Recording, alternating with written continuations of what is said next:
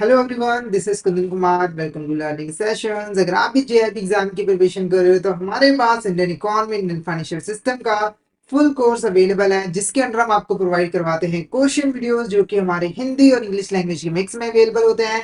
इसी के साथ हम आपको mock test, mega mock test भी प्रोवाइड करते हैं, जिनकी हेल्प से आप इजीली रिवीजन कर सकते हो। और ये जो हमारी लाइव क्लास होती है वो आपको रिकॉर्डेड फॉर्म में भी मिल जाती हैं। तो अगर आप सिस्टमैटिक मैनर में Indian economy, Indian financial system की प्रिपरेशन करना चाहते हो तो फटाफट से हमारे कोर्स में एनरोल कर लीजिए। हमारे जो कोर्सेज हैं वो इजीली एक्सेसिबल है। अगर आप एक एंड्रॉइड यूजर हो तो IITF learning centre application download कर लीजिए गूगल प्ले स्टोर से। और अगर आप एक iOS यूजर हो तो माई इंस्टीट्यूट ऐप डाउनलोड कर लीजिए ऐप स्टोर से, और वहां पे आपको ऑर्गेनाइजेशन कोड यूज करना है GEGKD। तो फटाफट से इन एप्लीकेशन को डाउनलोड कर लीजिए और हमारे कोर्सेज में एनरोल कर लीजिए। और अगर आप अभी हमारे कोर्स में एनरोल करते हो तो आपको लगभग 82% का ऑफ मिल जाता है हमारे कोर्सेज पे, जिसके लिए आपको कूपन कोड यूज करना है आशीष। तो फटाफट से इस कूपन कोड का यूज करके हमारे कोर्स में एनरोल कर लीजिए। और हमारे टेलीग्राम चैनल को भी जरूर ज्वाइन कर लीजिए, क्योंकि हम इसमें एग्जाम से रिलेटेड, क्लासेस से रिलेटेड जितने भी इंपॉर्टेंट अपडेट्स हैं वो डालते रहते हैं। और अगर आपको भी किसी भी तरह की क्वेरी आती है तो आप इस चैनल पे मैसेज कर सकते हो। तो फटाफट से हमारे टेलीग्राम चैनल को ज्वाइन कर लीजिए ताकि कोई इंपॉर्टेंट अपडेट आपसे मिस ना हो जाए। इसका लिंक आपको वीडियो को डिस्क्रिप्शन बॉक्स में मिल जाएगा। तो शुरू करते हैं आज का टॉपिक। तो आज इस लेक्चर में हम लोग Indian economy, Indian financial system के इंपॉर्टेंट चैप्टर्स के इंपॉर्टेंट क्वेश्चंस को डिस्कस करने वाले हैं। ये जो क्वेश्चंस हैं वो हमारे मॉड्यूल ए और मॉड्यूल बी से रहने वाले हैं। तो आज का जो सेशन है वो काफी ज्यादा इंपॉर्टेंट रहने वाला है एग्जाम पॉइंट ऑफ व्यू से। तो आपको इस सेशन को शुरू से लेकर एंड तक जरूर देखना है। क्वेश्चंस के साथ जितने भी इंपॉर्टेंट कॉन्सेप्ट रहेंगे उनको भी हम डिटेल में डिस्कस करेंगे, ताकि किसी भी तरह का डाउट जो है वो ना रहे। तो फटाफट से इस सेशन को शेयर कर दीजिए अपने फ्रेंड्स के साथ, कलीग्स के साथ, ताकि वो भी इस सेशन का बेनिफिट ले सके। तो शुरू करते हैं। तो फर्स्ट क्वेश्चन हमारा देखो क्या है, which of the statement is not correct regarding Robins definition. हमारी जो रॉबिन्स की इकोनॉमिक्स की डेफिनेशन है उसके रिगार्डिंग कौन सी स्टेटमेंट यहाँ पर करेक्ट नहीं है। तो सबसे पहले थोड़ा सा यहाँ पर रॉबिन्स की डेफिनेशन के बारे में जान ले। तो रॉबिन्स की डेफिनेशन को हम स्कार्सिटी की डेफिनेशन भी कहते हैं। रॉबिन्स बेसिकली बताता है कि इकोनॉमिक्स के अंदर हम ह्यूमन के बिहेवियर को स्टडी करते हैं कि वो यहाँ पर स्कार्स रिसोर्सेज को यूज करके कैसे अपनी अनलिमिटेड वांट्स को फुलफिल करता है। तो कुछ इंपॉर्टेंट बातें इस डेफिनेशन की यहाँ पे लिखी हुई है, जैसे कि पहली जो है वो है वांट्स आर अनलिमिटेड। तो ये स्टेटमेंट ना बिल्कुल करेक्ट है। क्यों करेक्ट है? जो रॉबिन्स है उन्होंने कहा था कि जो ह्यूमन की वांट्स होती है वो अनलिमिटेड होती है, वो कभी भी खत्म नहीं होते। आप ये सोच के देखो, अगर किसी पर्सन को साइकिल चाहिए तो उसकी वांट है कि साइकिल चाहिए, जब उसको साइकिल मिल जाती है उसे बाइक चाहिए, जब उसे बाइक मिल जाती है तो कार चाहिए, कार मिल गई तो हेलीकॉप्टर चाहिए। तो उसकी जो डिमांड है, उसकी जो वांट्स है, वो पूरी लाइफ जो है वो खत्म नहीं होती। ठीक है, तो ये बिल्कुल करेक्ट है। Resources to satisfy human wants are limited. अब देखो, जो ह्यूमन वांट्स होती है उसको सेटिस्फाई करने के लिए हमें रिसोर्सेज चाहिए होते हैं। जैसे कि हमें खाना खाना है तो उसके लिए फूड चाहिए, ठीक है। हमें यहाँ पर साइकिल खरीदना तो पैसे चाहिए, हमें कार खरीदने तो पैसे चाहिए, ठीक है। तो रोबिन्स कहता है कि जो हमारी अनलिमिटेड वांट्स है ना, उसको फुलफिल करने के लिए जो रिसोर्सेज है ना वो लिमिटेड है। जैसे आप ही सोच के देखो, आपकी जो वांट्स है बहुत सारी है, पर उसको फुलफिल करने के लिए जो पैसा है वो आपके पास लिमिटेड होता है, आपकी जो सैलरी है वो लिमिटेड होती है, ठीक है। तो ये स्टेटमेंट क्या है? बिल्कुल करेक्ट है। Resources are not only limited but have alternative uses. जो रिसोर्सेज है वो लिमिटेड तो है ही, एक तो ये प्रॉब्लम है, साथ ही साथ ना इसके अल्टरनेटिव यूजेस भी होते हैं। मतलब कि आप ना एक रिसोर्सेज को कई तरीकों से यूज कर सकते हो। जैसे एग्जांपल के लिए मिल्क, ये क्या है? रिसोर्स है। आप देखो, मिल्क को ऐसे भी पी सकते हो, उसका दही बना सकते हो, पनीर बना सकते हो, लस्सी बना सकते हो। यानी कि एक रिसोर्स के मल्टीपल यूजेस यहाँ पर होते हैं, अल्टरनेटिव यूजेस होते हैं। और इस अल्टरनेटिव यूजेस की वजह से ही हमें इकोनॉमिक्स की जरूरत जो है वो पड़ती है। उसके बाद there is no need to make a choice in wants. तो ये जो स्टेटमेंट है ना वो गलत है। क्यों गलत है?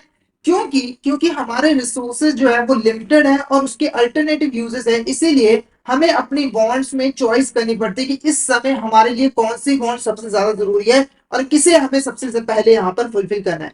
जैसे अगर मैं एग्जांपल दूं, एक स्टूडेंट है, उसके पास 1000 रुपीज पॉकेट मनी है, तो उसकी बॉन्ड्स बहुत सारी है। उसे मूवी भी देखनी है, उसे किताबें भी खरीदनी है, उसे दोस्तों के साथ लंच भी जाना है, डिनर भी जाना है, ठीक है।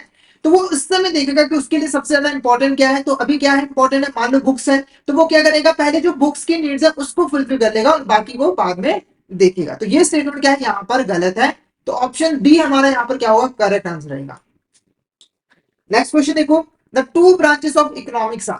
जो हमारी इकोनॉमिक्स है ना उसकी मेनली यहाँ पर टू ब्रांचेस होती है। एक होती है माइक्रो इकोनॉमिक्स और एक होता है हमारे यहाँ पर मैक्रो इकोनॉमिक्स। ठीक है, अब इनका काम क्या होता है? देखो, जो माइक्रो इकोनॉमिक्स है वो बेसिकली इंडिविजुअल्स को स्टडी करती है। किसको स्टडी करती है? इंडिविजुअल्स को। जैसे कि एक इंडिविजुअल हो गया, या फिर एक फैमिली हो गई, एक फर्म हो गई, एक कंपनी हो गई। ठीक है, तो माइक्रो इकोनॉमिक्स का काम है कि जो हमारे इंडिविजुअल हाउस होल्ड हैं, फॉर्म्स हैं, कंपनीज हैं, उनको उनके बिहेवियर को स्टडी करना और देखना कि वो अपने लिमिटेड रिसोर्सेज को यूज करके कैसे अपने बॉन्ड्स को यहाँ पर फुलफिल करें। ठीक है, अब स्टडी करने का पर्पस क्या है? तो सिंपल सी बात है कि हमें रिसोर्सेज को अच्छे तरीके से यूज करना है ताकि मैक्सिमम सेटिस्फेक्शन हमें मिल सके। अब जो मैक्रो इकोनॉमिक्स है वो बेसिकली पूरी कंट्री को स्टडी करता है, यानी कि ये पूरी इकोनॉमी को एक बार में यहाँ पर कंसीडर करता है। तो जैसे इंडिया की प्रॉब्लम्स अगर आप देखो तो बेरोजगारी बहुत ज्यादा है। ठीक है, इन्फ्लेशन है, जीडीपी है, इन सभी चीजों को कौन स्टडी करता है? हमारा मैक्रो इकोनॉमिक्स। तो मैक्रो इकोनॉमिक्स देखते हैं कि एक कंट्री, पूरी की पूरी जो कंट्री है वो अपने लिमिटेड रिसोर्सेज को यूज करके कैसे बॉन्ड्स को जो है वो सेटिस्फाई कर रही है। ठीक है, तो ये दो इंपॉर्टेंट ब्रांचेस है हमारी इकोनॉमिक्स की। नेक्स्ट क्वेश्चन हमारा, which of the following is an example of micro economic variable? इसमें से कौन सा हमारा माइक्रो इकोनॉमिक वेरिएबल है? तो जैसे मैंने आपको बताया कि जो माइक्रो इकोनॉमिक है वो इंडिविजुअल हाउस होल्ड, कंपनीज और फॉर्म्स को स्टडी करता है। तो इसमें से कौन सी ऐसी चीज है जिसको हम माइक्रो इकोनॉमिक के अंदर स्टडी करते हैं? National income, employment, aggregate supply, consumer equilibrium, या फिर ऑल ऑफ द। तो करेक्ट आंसर क्या रहेगा? Option C, consumer equilibrium is a correct answer.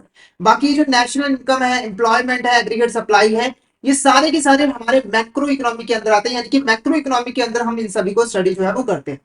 अब बात करते हैं कंज्यूमर इक्विलिब्रियम की। कंज्यूमर इक्विलिब्रियम क्या है? देखो, कंज्यूमर का मतलब है जो गुड्स और सर्विसेज को कंज्यूम करता है अपनी नीड्स को फुलफिल करने के लिए। ठीक है, हर कंज्यूमर का एक ऑब्जेक्टिव होता है कि वो अपने लिमिटेड रिसोर्सेज को यूज करके मैक्सिमम सेटिस्फेक्शन जो है गेन करे, यानी कि वो अपने रिसोर्सेज को इस तरीके से यूज करे कि उसको मैक्सिमम यूटिलिटी यहाँ पर गुड्स वगैरह से मिल सके और उसकी ज्यादा से ज्यादा नीड्स यहाँ पर फुलफिल हो सके। तो कंज्यूमर इक्विलिब्रियम एक ऐसी स्टेट होती है, एक ऐसी स्टेट होती है जहां पर जो कंज्यूमर है अपने लिमिटेड रिसोर्स को, जो अपने लिमिटेड रिसोर्सेज को सबसे अच्छे तरीके से यूज करता है और उसको मैक्सिमम सेटिस्फेक्शन जो है वो मिल रहा होता है, और वो इस स्टेट को, इस सिचुएशन को चेंज नहीं करना चाहता है। ठीक है, तो कंज्यूमर इक्विलिब्रियम एक इंडिविजुअल की बात कर रहा है, एक कंपनी की बात कर रहा है, एक फर्म की बात कर रहा है, तो ये हमारा माइक्रो इकोनॉमिक वेरिएबल जो है वो होता है। नेक्स्ट बात करते हैं, the most fundamental economic problem is, सबसे बड़ी जो फंडामेंटल प्रॉब्लम है, इकोनॉमिक प्रॉब्लम है, वो क्या है? सिक्योरिटी, हेल्थ, स्कार्सिटी, या फिर ऑल ऑफ द अबव। तो जो हमारा करेक्ट आंसर रहेगा वो रहेगा option C, scarcity is the correct answer. Scarcity का क्या मतलब है? तो देखो, मैंने आपको एक चीज बताई कि हमारी जो बॉन्ड्स है वो क्या है? अनलिमिटेड है, पर उनको पूरा करने के लिए जो हमारे पास रिसोर्सेज अवेलेबल है वो लिमिटेड हो, और इसी चीज को हम क्या कहते हैं? स्कार्सिटी। यानी कि किसी एक चीज के मुकाबले में जब कोई दूसरी चीज लिमिटेड होती है, कम होती है, तो उसी सिचुएशन को हम क्या कहते हैं? स्कार्सिटी जो है वो कहते हैं। ठीक है, और ये एक मोस्ट फंडामेंटल इकोनॉमिक प्रॉब्लम है जिसको हम दूर करने की कोशिश करते हैं इकोनॉमिक्स के अंदर। नेक्स्ट क्वेश्चन देखो, economy compasses all of the activities related with. तो देखो, इकोनॉमी, अगर मैं इकोनॉमी का मतलब समझाऊं कि इकोनॉमी बेसिकली क्या है, तो इकोनॉमी एक ऐसा प्लेस है जहां पर हमारे देश के जो सिटीजन होते हैं, हमारे देश के जो लोग होते हैं, वो यहाँ पर क्या करते हैं? काम करते हैं। ठीक है, काम करके पैसा कमाते हैं, और पैसा कमा के अपनी जो नीड्स है उसको फुलफिल करते हैं। जैसे कि अगर कोई एक किसान है वो अपने खेत में फसल बीज है, तो वो बेसिकली इकोनॉमी के अंदर ये फंक्शन जो है वो परफॉर्म कर रहे हैं। तो क्वेश्चन पूछ रहे हैं कि इकोनॉमी के अंदर जितनी भी एक्टिविटीज परफॉर्म की जाती है वो किसके साथ रिलेटेड होती है? प्रोडक्शन के साथ, कंजम्पशन के साथ, डिस्ट्रीब्यूशन के साथ, या फिर ऑल ऑफ द अबव। तो option D, all of the above is the correct answer. तो इकोनॉमी के अंदर देखो, सबसे पहले गुड्स एंड सर्विसेज की प्रोडक्शन की जाती है, और प्रोडक्शन से रिलेटेड जितनी भी एक्टिविटीज है वो इकोनॉमी के अंदर आती है। फिर यहाँ पर उस जो भी गुड्स हम बनाते हैं उसको डिस्ट्रीब्यूट करते हैं, लोगों तक पहुंचाते हैं, फिर लोग उसको फाइनली कंजम्पशन करते हैं। तो ये सारी की सारी जो चीजें हैं वो हमारी इकोनॉमी के अंदर ही आती हैं।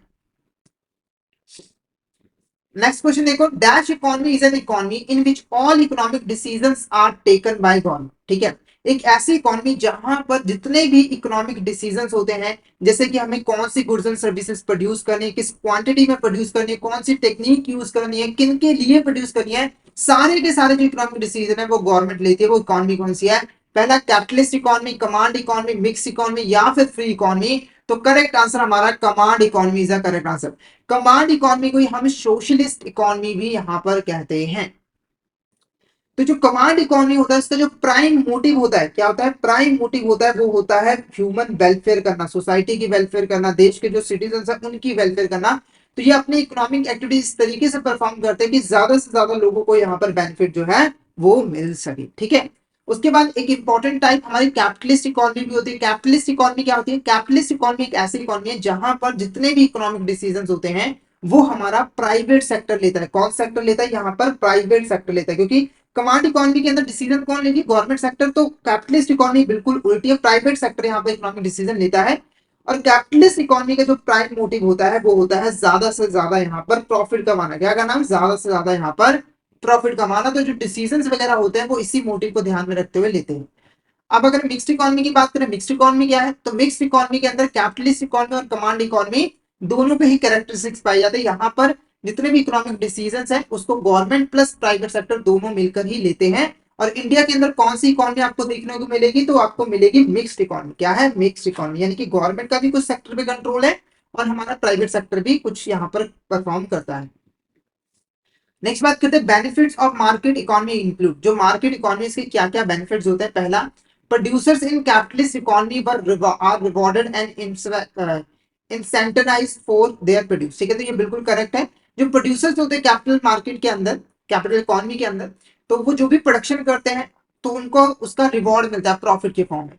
इन capitalist economy the countries grows and boom faster. बिल्कुल, देखो कैपिटल इकोनॉमी के अंदर जो प्राइवेट सेक्टर है वो ज्यादा से ज्यादा प्रॉफिट कमाना चाहता है, जिससे ज्यादा से ज्यादा वो इकोनॉमिक एक्टिविटी परफॉर्म करता है, ठीक है। और जिससे इकोनॉमी की जो ग्रोथ होती है वो काफी तेज होती है। पर जो इकोनॉमी की ग्रोथ होती है वो इक्वल नहीं होती है, कुछ कुछ सेक्टर बहुत ज्यादा अमीर हो जाते हैं, कुछ सेक्टर कम गरीब ही रह जाते हैं। There is optimum use of every resource. बिल्कुल करेक्ट है, जो प्राइवेट सेक्टर वो अपने रिसोर्सेज को ऑप्टिमम तरीके से यहाँ पर यूज करता है, कोई भी रिसोर्सेज को वेस्ट नहीं करता। अगर हम गवर्नमेंट सेक्टर से इसका कंपैरिजन करें तो all of the above is a correct answer. ये सारे के सारे हमारे बेनिफिट्स होते हैं मार्केट इकोनॉमी के। नेक्स्ट क्वेश्चन देखो, dash economy promotes economic equality. इसमें से कौन सी इकोनॉमी है जो कि यहाँ पर इकोनॉमिक इक्वालिटी को प्रमोट करती है, market economy, socialist economy, mixed economy या फिर कंबाइंड इकोनॉमी। तो option B socialist economy is the correct answer, इसको हम कमांड इकोनॉमी भी कहते हैं। नेक्स्ट क्वेश्चन हमारा, in economics effective desire means. अगर हम इकोनॉमिक्स की बात करें तो इफेक्टिव डिजायर का क्या मतलब होता है, पहला, consumer are able and willing to buy, consumer are able but not willing to buy, consumer are able but not willing to buy, consumer are not able but willing to bye.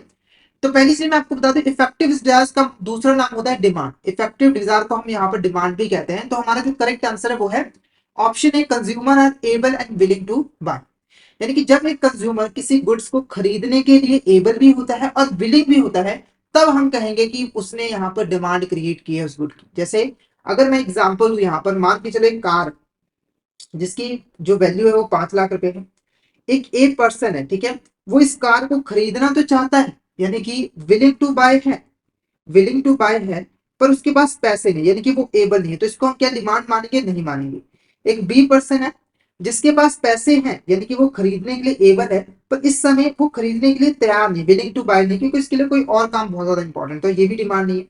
C person है, उसके पास पैसे भी है, यानी कि वो खरीदने के लिए एबल भी है, और इस समय वो विलिंग भी है, यानी कि वो अभी जाके कार को खरीद भी लेगा। तो हम कहेंगे कि इसने एक कार की यहाँ पर डिमांड जो है वो क्रिएट की है, ठीक है। नेक्स्ट क्वेश्चन देखो, विच of this statement is correct regarding demand. इसमें से कौन सी स्टेटमेंट जो है डिमांड के रिगार्डिंग करेक्ट है, पहला, ex ante demand refers to the desired demand और plan demand during the period of 1 year. तो एक्स एंड डिमांड बेसिकली एक साल के अंदर, एक साल के अंदर हमने जो सोचा था कि हमें इतनी डिमांड करनी है, हमने जो प्लान बनाया था उसको हम एक्स एंड डिमांड कहते हैं। तो ये बिल्कुल स्टेटमेंट करेक्ट है। जैसे अगर मान के चलो हमने सोचा कि एक साल के अंदर, एक साल के अंदर जो कार है उसकी डिमांड 500 कार्स होगी, 500 यहाँ पर कार्स होगी, तो ये हमारी क्या है, प्लान डिमांड है, ये हमारी डिजायर डिमांड है, जिसको हम एक्स एंड डिमांड कहेंगे। Ex post demand refers to the actual demand in the economy during the period of 1 year. तो एक्सपोज डिमांड बेसिकली क्या है, तो एक्चुअल में जो डिमांड यहाँ पर गुड्स और सर्विसेज की हुई, जैसे 500 कार की अपने सोची थी, पर एक्चुअल में जो डिमांड हुई 400 कार की हुई, तो इसे हम क्या कहेंगे, एक्सपोज डिमांड, ठीक है। तो ये भी करेक्ट है। Market demand is aggregate of individual demand for a commodity, यानी कि एक कमोडिटी की जो इंडिविजुअल डिमांड्स है जब हम उसका सम कर देते हैं, एग्रीगेट कर देते हैं, तो हमारा मार्केट डिमांड निकलता है, बिल्कुल करेक्ट है। तो all of the above is the correct answer, ये सभी के सभी जो स्टेटमेंट है वो बिल्कुल करेक्ट है।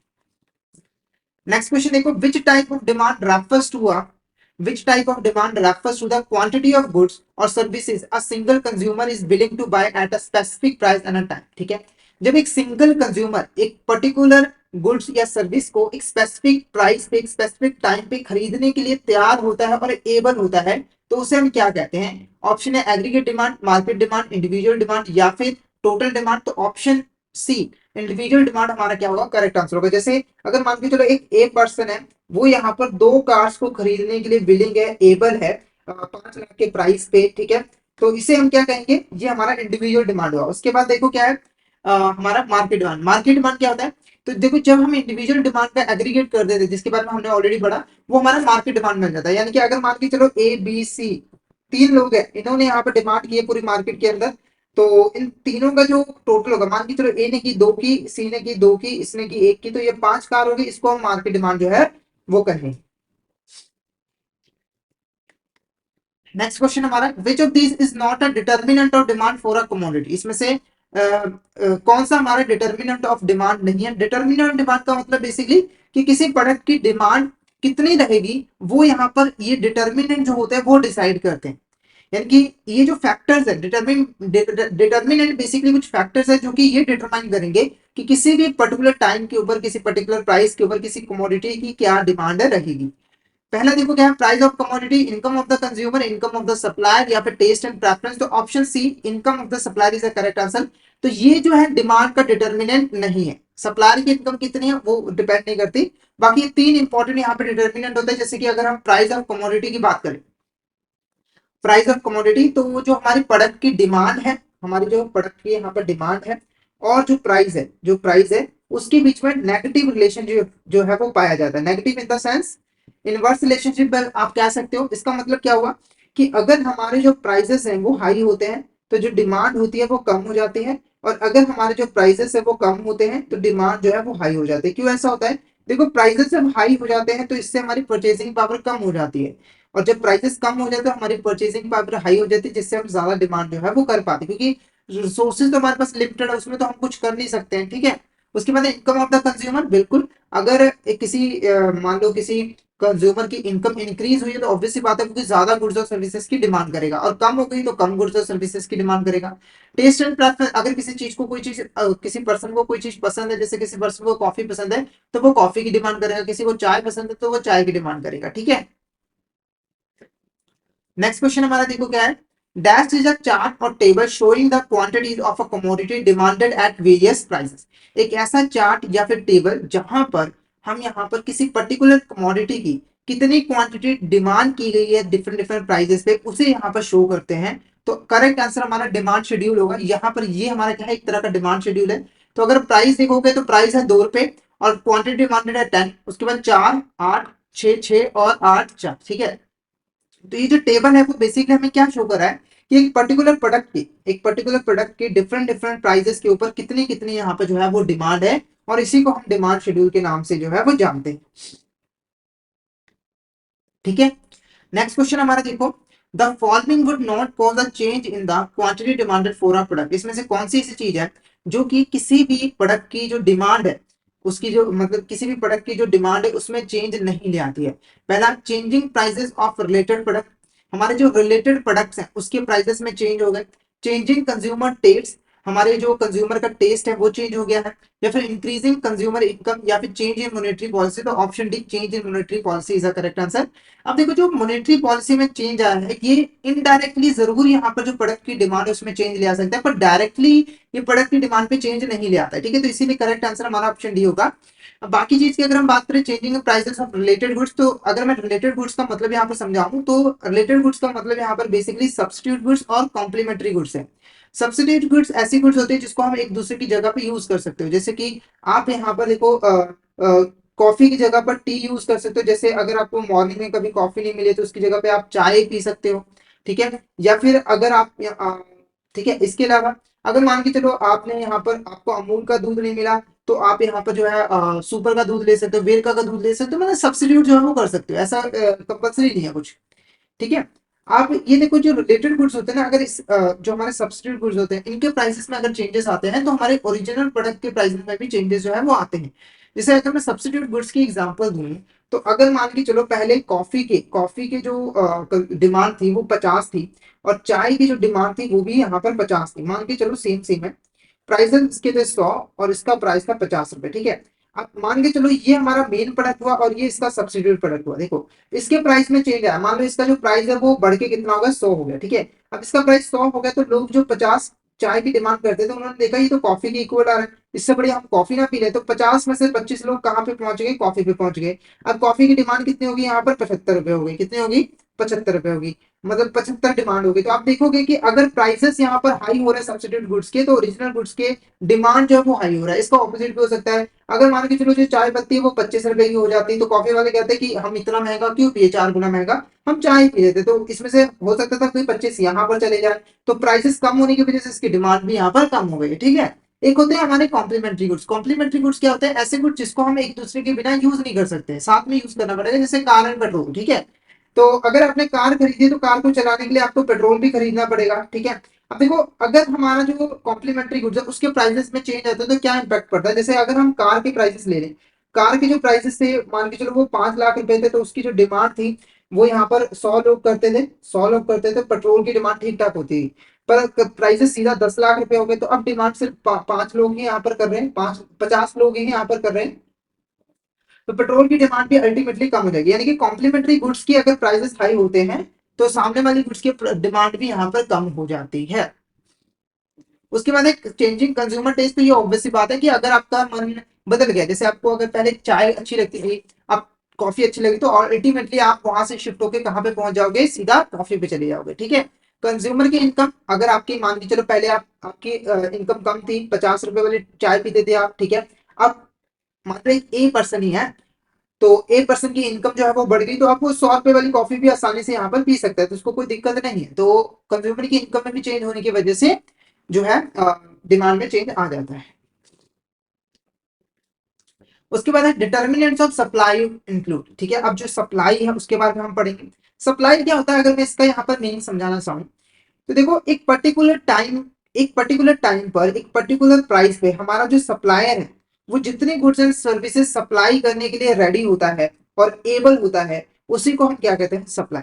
जैसे अगर मान के चलो एक ए पर्सन है, ठीक है, ये क्या है, सप्लायर है, वो यहाँ पर कार बना के मार्केट में सेल करता है, कार का प्राइस है 5 लाख रुपए, ठीक है।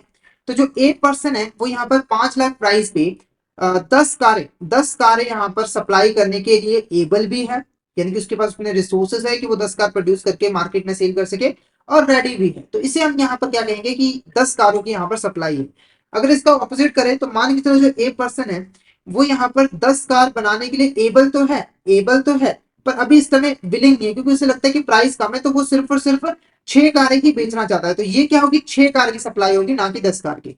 इसका ऑपोजिट भी हो सकता है, अगर कोई पर्सन यहाँ पर विलिंग है यहाँ पर 10 कार बेचने के लिए, पर वो बना सिर्फ यहाँ पर 6 कार सकता है, तो यहाँ पर भी सप्लाई 6 कार होगी, 10 नहीं होगी, ठीक है।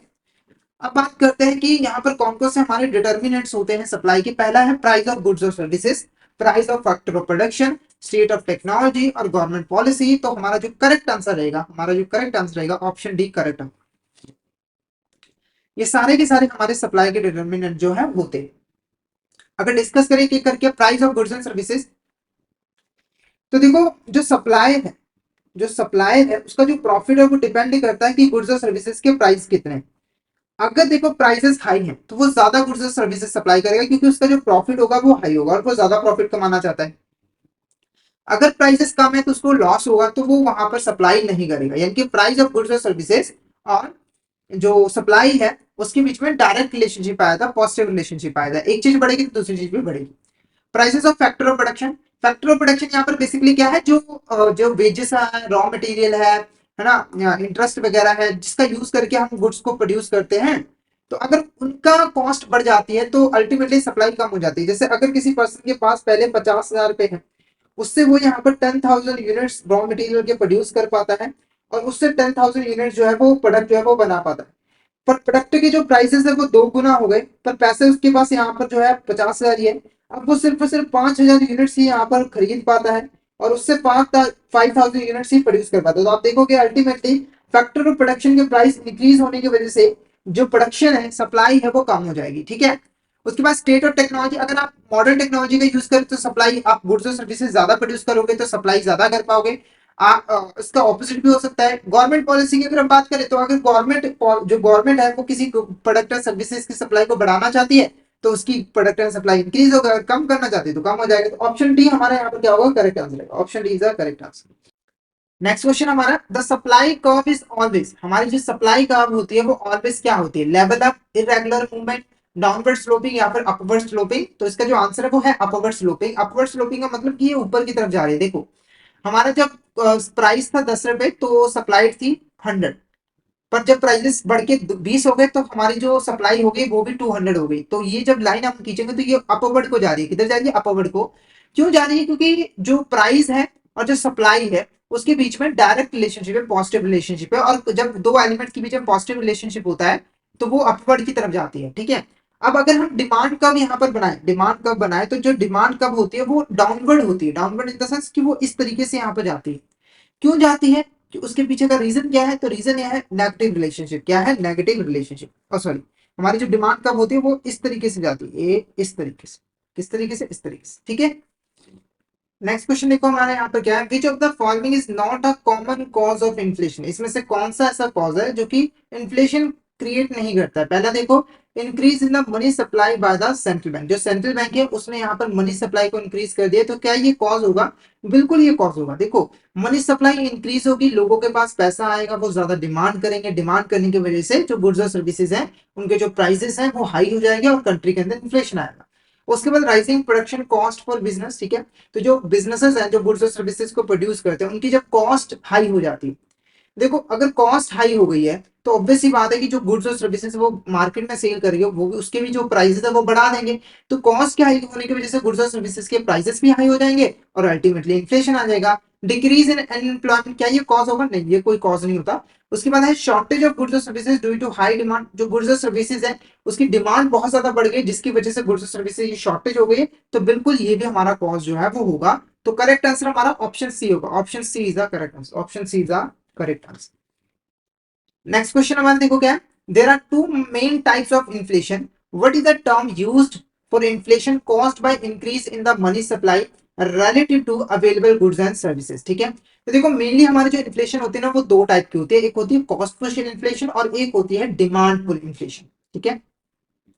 व्हाट इज अ टर्म, ऐसा वो कौन सा टर्म है जिसको यूज किया जाता है ऐसे इन्फ्लेशन के लिए जो कि यहाँ पर मनी सप्लाई के इंक्रीज होने की वजह से आता है। क्योंकि मनी सप्लाई के इंक्रीज होने की वजह से गुड्स और सर्विसेज जो है वो उसकी शॉर्टेज हो जाती है। पहला cost push inflation, demand pull inflation, stagflation, hyper inflation. तो option B demand pull inflation is a correct answer. क्योंकि देखो जब मनी सप्लाई इंक्रीज हुई है और गुड्स और सर्विसेज की सप्लाई उतनी ही है तो लोगों के पास पैसा ज्यादा आएगा। जब पैसा ज्यादा आएगा तो वो डिमांड ज्यादा करेंगे, डिमांड ज्यादा करेंगे तो गुड्स और सर्विसेज की हो जाएगी शॉर्टेज, और शॉर्टेज होगी तो उनकी प्राइसेस हो जाएंगे हाई, प्राइसेस हाई होंगे तो आ जाएगा इन्फ्लेशन। ठीक है। तो demand pull inflation is a correct answer. Next question हमारा देखो, नेक्स्ट क्वेश्चन हमारा रिलेटेड है कॉस्ट पुश इन्फ्लेशन के साथ। तो क्वेश्चन पूछ रहा है what is the primary characteristics of cost push inflation. तो पहले कॉस्ट पुश इन्फ्लेशन है क्या वो थोड़ा अगर हम डिस्कस कर लें। देखो कॉस्ट पुश इन्फ्लेशन ऐसा इन्फ्लेशन है जो कि यहाँ पर हमारे जो फैक्टर ऑफ प्रोडक्शन होते हैं जिनका यूज करके हम प्रोडक्शन करते हैं उनकी कॉस्ट के इंक्रीज होने की वजह से आता है। जैसे मैंने आपको बताया था, एग्जांपल दी थी कि 50,000 रुपए है सप्लायर के पास, पहले वो 10,000 यूनिट्स रॉ मटेरियल के परचेज करता था और बनाता था कितने, हमारे यहाँ पर 10,000 यूनिट्स। ठीक है। पर जब कॉस्ट इंक्रीज होगी तो अब ये 5,000 यूनिट्स ही प्रोड्यूस कर पाता है। तो अल्टीमेटली देखो 5,000 यूनिट्स ही प्रोड्यूस कर पाता है तो अल्टीमेटली वो क्या करेगा यहाँ पर, जब उसकी कॉस्ट इंक्रीज हुई है तो वो गुड्स और सर्विसेज की भी कॉस्ट जो है वो इंक्रीज कर देगी। तो फैक्टर ऑफ प्रोडक्शन की कॉस्ट बढ़ने की वजह से जो इन्फ्लेशन आता है वो हमारा कॉस्ट पुश इन्फ्लेशन होता है। पहला देखो क्या है, ऑप्शन ये कह रहा है राइजिंग डिमांड फॉर गुड्स और services outpaces supply, increase in production costs lead to higher prices for consumers, extremely rapid inflation often exceeding 50% per month, a period of economic stagnation with both high inflation and high employment। तो हमारा जो correct answer रहेगा option B is a correct answer. Option B is a correct answer. तो हमारी जो production cost है उसमें जब इंक्रीज आता है और उसकी वजह से जो कंज्यूमर है उसे ज्यादा प्राइस पे करना पड़ता है गुड्स और सर्विसेज के लिए, तो वो हमारा कॉस्ट पुश इन्फ्लेशन जो है वो कहलाता है। नेक्स्ट क्वेश्चन हमारा dash is a statistical measure that shows the relative change in the average price of basket of goods or services over the time। तो अगर हम बात करें ओवर द टाइम, हमारी जो बास्केट है गुड्स और सर्विसेज की, उसके जो एवरेज प्राइस में चेंज आता है, तो उसको मेजर करने वाला जो स्टैटिस्टिकल मेजर है उसे हम क्या कहते हैं? ऑप्शन है market basket, inflation rate, price index, या फिर ऑल ऑफ द अबव। तो option C price index is a correct answer. तो प्राइस इंडेक्स हमें बताता है कि समय के साथ गुड्स और सर्विसेज के जो प्राइसेस है उसमें क्या चेंज आया है, यानी कि इन्फ्लेशन यहाँ पर कितना इंक्रीज या फिर डिक्रीज जो है वो हुआ है।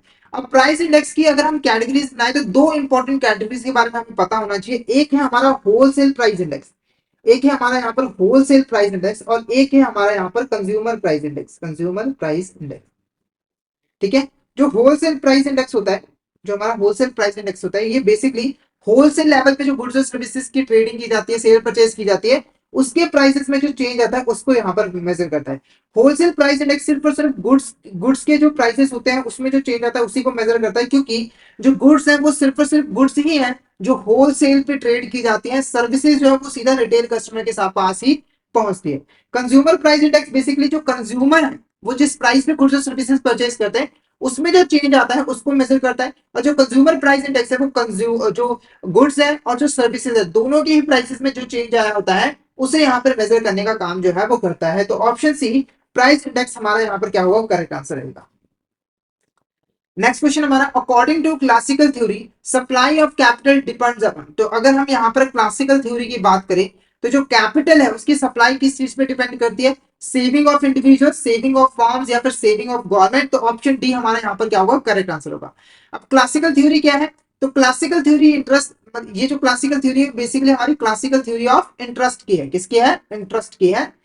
तो जो क्लासिकल थ्योरी वो कहती है कि जो सप्लाई ऑफ कैपिटल है वो डिपेंड करती है कि इंडिविजुअल ने कितनी सेविंग्स की है, फॉर्म्स ने कितनी सेविंग्स की है, और गवर्नमेंट ने कितनी यहाँ पर सेविंग जो है वो की है। ठीक है, क्लासिकल थ्योरी के अकॉर्डिंग हमारी जो डिमांड फॉर कैपिटल है और जो सप्लाई ऑफ कैपिटल है वो जिस पॉइंट पे एक दूसरे के साथ इंटरसेक्ट करते हैं, कट करते हैं, वहां पे इंटरेस्ट रेट जो है डिटरमाइन हो जाता है।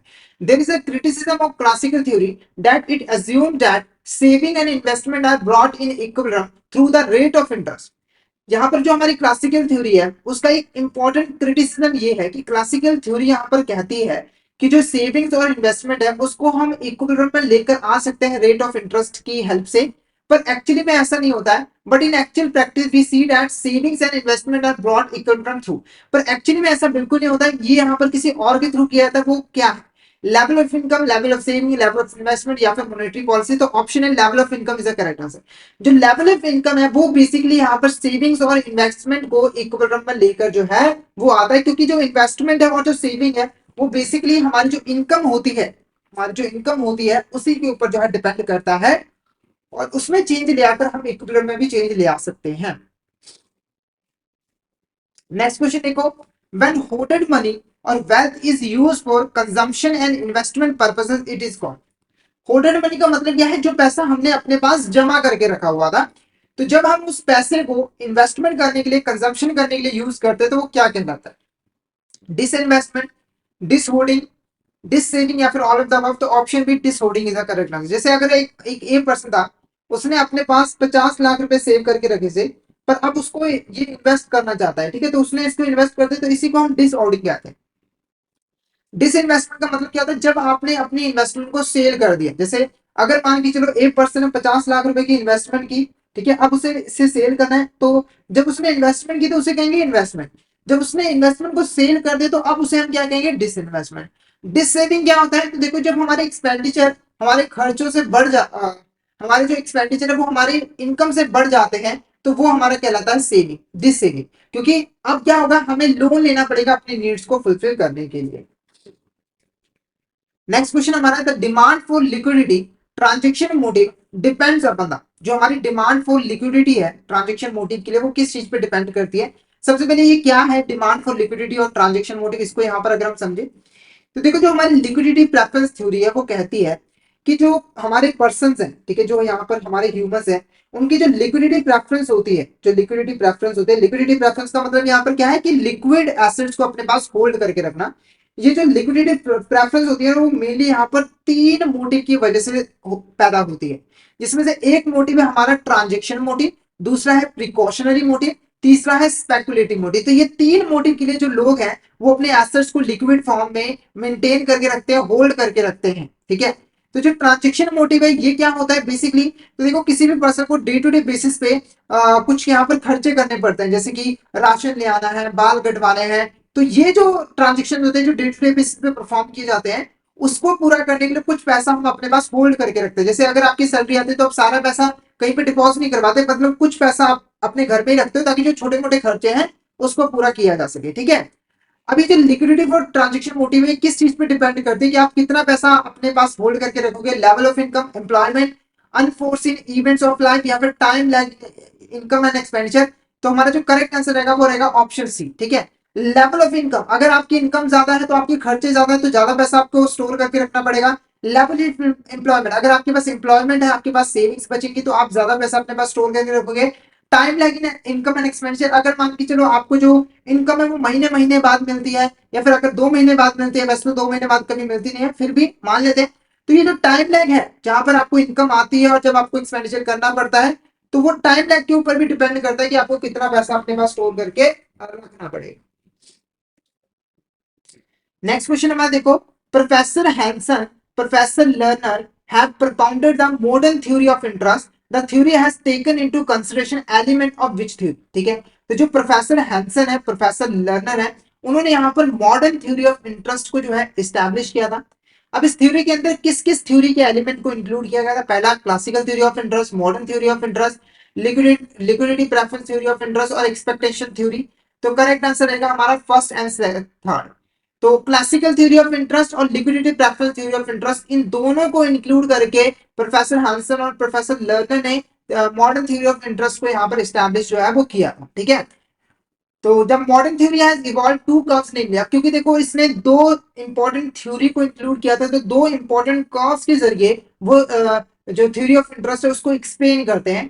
तो मॉडर्न थ्योरी के अंदर दो इंपॉर्टेंट कर्व्स कौन सी है? पहला IS curve, MI curve, IS curve, LM curve, IM curve, LM curve या फिर नन ऑफ द अबव। तो करेक्ट आंसर रहेगा option B, IS curve and LM curve is the correct answer.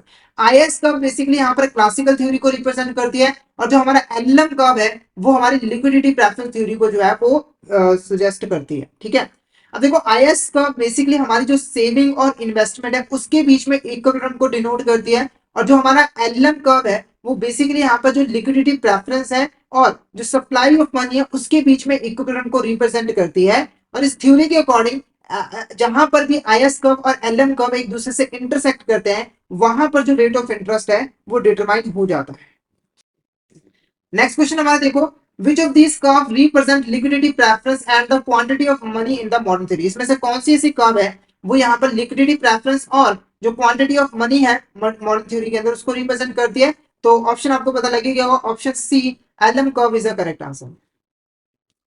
Next question देखो, according to modern theory rate of interest is determined at a point where. अगर हम modern theory की बात करें तो जो रेट ऑफ इंटरेस्ट है वो किस पॉइंट पे यहाँ पर डिटरमाइन होता है? पहला देखो, IS curve being more than LM curve, IS curve being less than LM curve या फिर IS curve intersecting the LM curve. तो option C is the correct answer. IS curve जहां पर भी एलएम कर्व के साथ इंटरसेक्ट करेगी, cut करेगी, वहां पर रेट ऑफ इंटरेस्ट जो है वो डिटरमाइन हो जाएगा।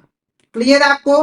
फटाफट से एक बार चैट बॉक्स में बता दीजिए क्या आपको यहाँ तक क्लियर, और किसी भी तरह का डाउट आता है तो आप चैट बॉक्स में मैसेज करके पूछ सकते हो। और मैं यहाँ पर एक इंपॉर्टेंट इन्फॉर्मेशन आपको दे दूं कि हमारी ये जो क्लासेस है वो रेगुलर बेसिस पे जो है हमारे यूट्यूब चैनल पे अपलोड हो रही हैं, लाइव क्लासेस हो रही हैं।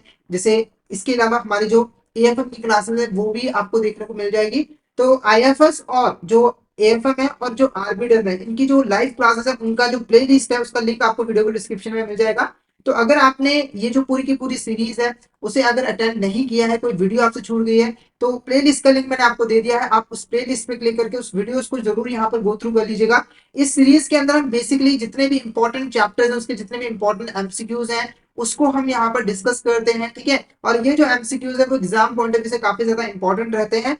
तो अगर आप एग्जाम की प्रिपरेशन करना चाहते हो तो इन क्लासेस को जरूर यहाँ पर अटेंड करिएगा, और जो आपने अभी तक अटेंड नहीं किए हैं उसका लिंक आपको मिल जाएगा वीडियो के डिस्क्रिप्शन बॉक्स में, आप वो वीडियोस भी जरूर यहाँ पर देख लीजिएगा। नेक्स्ट क्वेश्चन की अगर हम बात करें, the phase of the business cycle categorised bye rising economic output employment prices is called. हमारी बिजनेस साइकिल का एक ऐसा फेज जहां पर इकोनॉमिक आउटपुट, एम्प्लॉयमेंट और प्राइसेस जो है वो बढ़ती हैं, इंक्रीज होती हैं, राइज होती हैं, उसको हम क्या कहते हैं। तो पहले हम बिजनेस साइकिल को थोड़ा आगे डिस्कस कर ले। बिजनेस साइकिल क्या होता है? तो देखो हमारी इकोनॉमी के अंदर ना फ्लक्चुएशंस आती रहती हैं। मतलब कि कभी हमारी इकोनॉमी अप चली गई, कभी हमारी इकोनॉमी डाउन आ गई, कभी इकोनॉमी फिर अप चली गई, फिर भी डाउन चली गई। तो ये जो फ्लक्चुएशंस आती है ना, उसी को हम क्या कहते हैं यहाँ पर? बिजनेस साइकिल कहते हैं। क्या कहते हैं? बिजनेस साइकिल कहते हैं।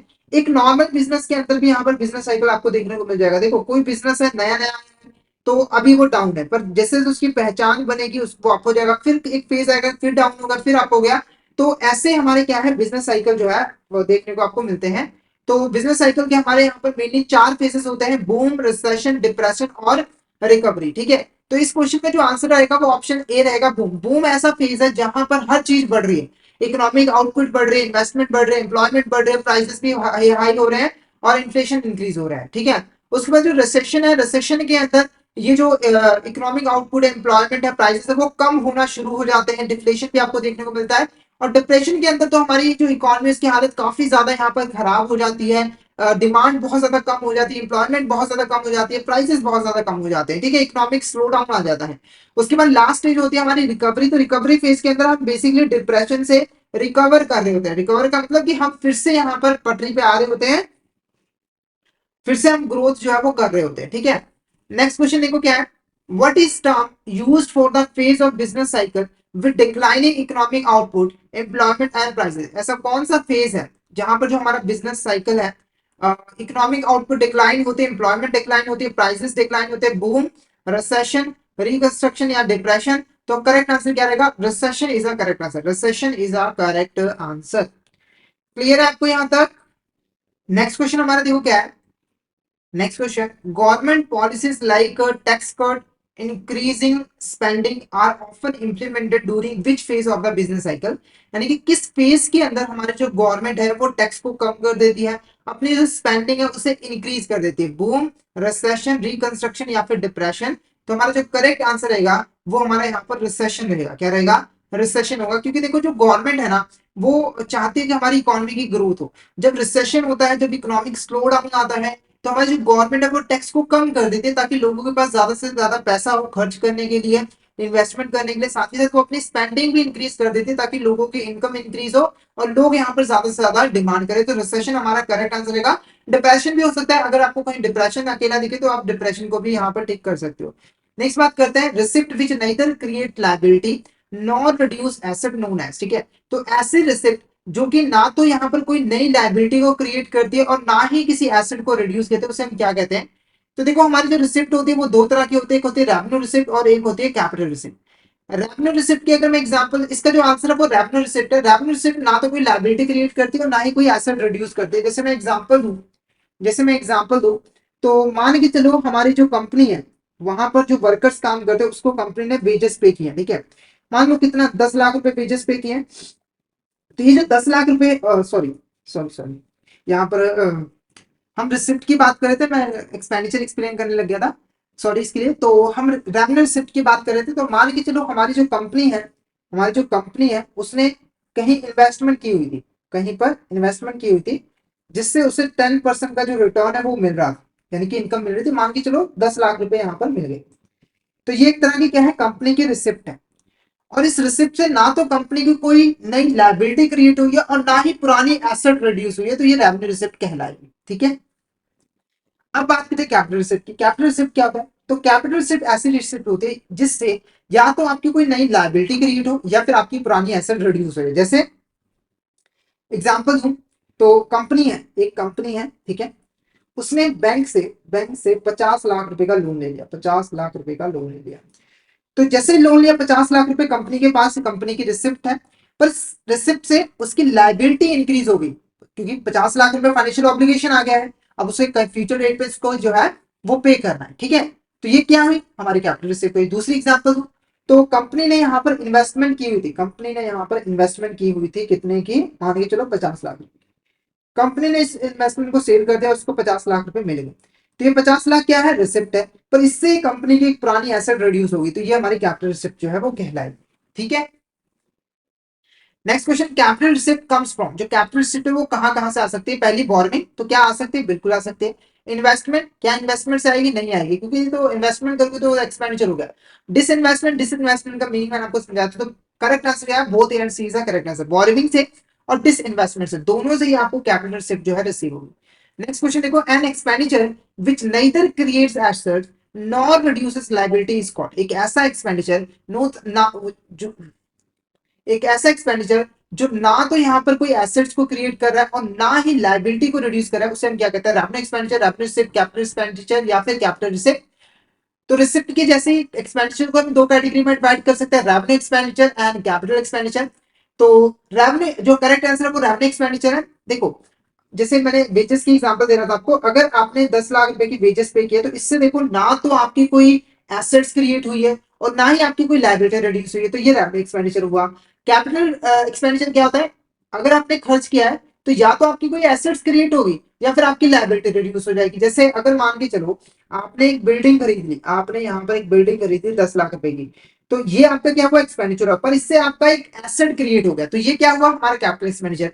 दूसरा, आपने 10 लाख रुपए का लोन बैंक से लिया हुआ था और 10 लाख का लोन आपने वापस कर दिया, तो 10 लाख रुपए आपका एक्सपेंडिचर है, पर इससे क्या हुआ कि आपकी जो लाइबिलिटी है वो डिक्रीज हो गई, तो ये हमारा क्या होगा? ये कैपिटल एक्सपेंडिचर होगा। क्या होगा? Capital expenditure. Next question, which of this is not a capital expenditure, इसमें से कौन सा हमारा कैपिटल एक्सपेंडिचर नहीं है? Purchase of land, investment in shares, investment in infrastructure, salaries paid employees. तो option D is the correct answer, क्योंकि ये हमारा रेवेन्यू एक्सपेंडिचर है, बाकी ये तीन हमारे क्या है? Capital expenditure. क्या है? कैपिटल एक्सपेंडिचर है। ठीक है, तो आज का हमारा जो टॉपिक है वो यहाँ पर ओवर होता है, तो आई होप आपको यहाँ तक क्लियर हो गया होगा। तो यहाँ पर हमने आईएफएस से रिलेटेड कुछ इंपॉर्टेंट चैप्टर्स के इंपॉर्टेंट क्वेश्चंस के बारे में डिस्कस किया है। तो अगर आपको किसी भी तरह का डाउट हो तो आप चैट बॉक्स में मैसेज करके पूछ सकते हो, और अगर आपको क्लास के बाद यहाँ पर कोई भी डाउट होता है तो आप व्हाट्सएप ग्रुप पे मैसेज कर सकते हो, आप यहाँ पर टेलीग्राम चैनल में मैसेज कर सकते हो और कमेंट भी यहाँ पर कर सकते हो। ठीक है, और हमारी ये जो सीरीज है वो कंटिन्यूस बेसिस पे आती रहेगी, जहां पर हम एएफएम, आईएफएस, आरबीडब्ल्यूएम के जितने भी इंपॉर्टेंट क्वेश्चंस हैं उनको उनके कंसेप्ट के साथ जो है डिटेल में डिस्कस करेंगे, ताकि आपकी प्रिपरेशन अच्छे से यहाँ पर हो सके, आपकी क्वेश्चंस की प्रैक्टिस भी हो जाए, साथ के साथ आपके जो कंसेप्ट हैं वो भी अच्छे से यहाँ पर क्लियर हो जाए। क्योंकि ये जो एग्जाम है वो ऐसा है कि आप क्वेश्चन अगर अगले अगे अकेले अगर क्वेश्चंस की प्रैक्टिस करोगे तो एग्जाम क्लियर नहीं होगा, क्योंकि जो क्वेश्चंस हैं वो यहाँ पर कॉन्सेप्ट में से आते हैं, और अगर आपके कॉन्सेप्ट अच्छे से क्लियर हो जाएंगे तो आप आसानी से कोई भी क्वेश्चन जहां मर्जी से आ रहे हैं उसको आसानी से सॉल्व जो है वो कर सकते हो।